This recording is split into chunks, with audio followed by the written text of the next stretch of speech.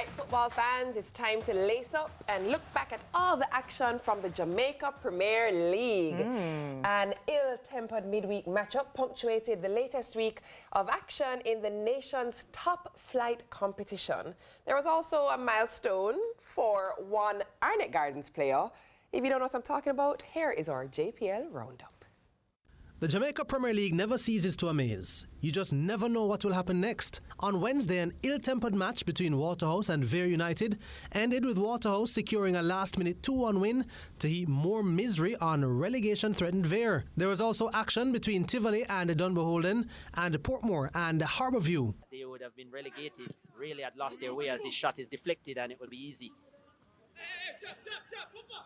Yeah, Javel Ellis trying to get in early on the action, and he has. Just like that. And that is crazy. And one in Trinidad.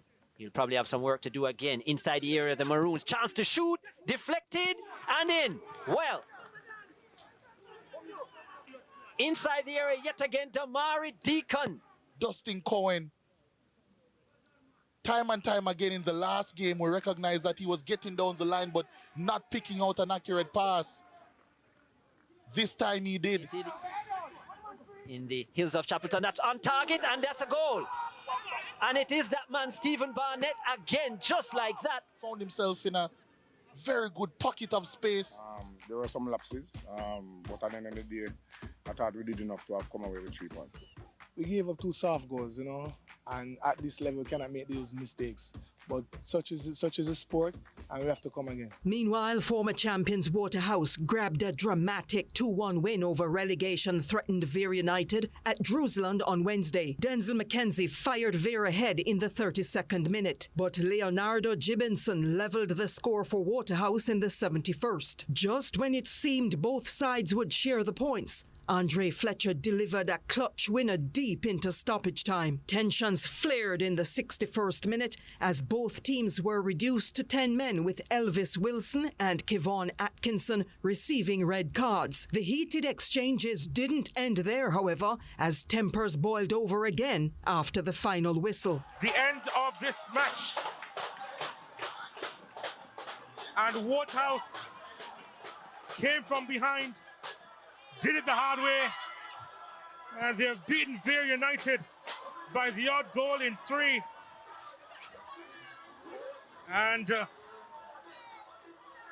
Jermaine Tuffy Anderson sending the Waterhouse players away from the Vere United contingent. And well, it had many undertones, this game, and really it's not the best advert for the league, I can tell you that, but it did show a lot of passion, too much passion, at times crossing the line. We did see a couple of red cards here. I can make something clear first. What happened after the game is not of Waterhouse and not of the coach. You know, it's a spur of the moment, and I must apologize to the viewers at home and to the larger fan base. I just want to say that.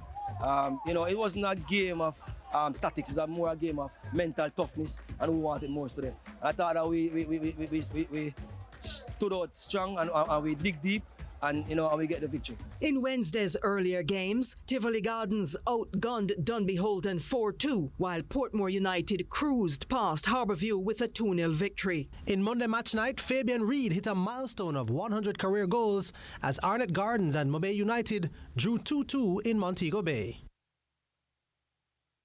Hey, you get a red card, you get a red card, Everybody. you get a red card. We need to work on our conflict management, guys. Conflict resolution. All right, guys. A great place to start. It is. In the sport. Hello. Yeah. 2 matches were played on Thursday. Yes, Montego Bay United thrashed Malines United. I didn't write this. 5-0. And Chapelton? Yeah. Chapelton Maroons beat Humble Lion. I love them name. I say 2-1. Yep, that was your weekly JPL roundup. There's more Sunrise after the break. Tell me 2 more teams. What name again? Beholden.